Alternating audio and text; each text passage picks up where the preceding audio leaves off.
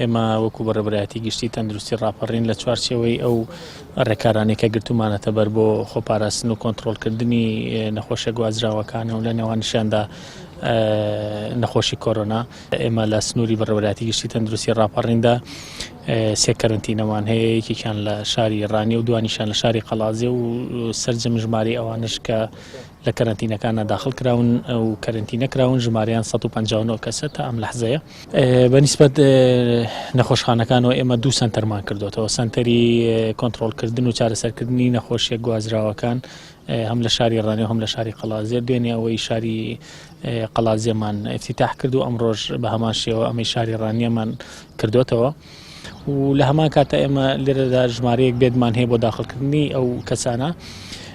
و هەروەها بەشی چاودێری وردمان هەیە لە خوانەخواستە لە حاڵەتی تێکچوونی بارودۆخی تەندروستیاندا ئێمە توانین لەو بەشە کە بەشی چاودێری چڕ لێرەدا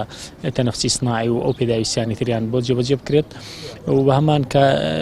لێرەدا هەم تاقیگەمان هەیە کە سەرجەم پێداویستیەکانی بۆ دابین کراوە جگە لە جیازی PCR و بەشی تیشکمان هەیە لێرە کە ئەو هەندێک کەسێک کە پێویستیان بە تیشک ئەبێت ئێمە توانین لێرە ئەوەشیان بۆ بکەین.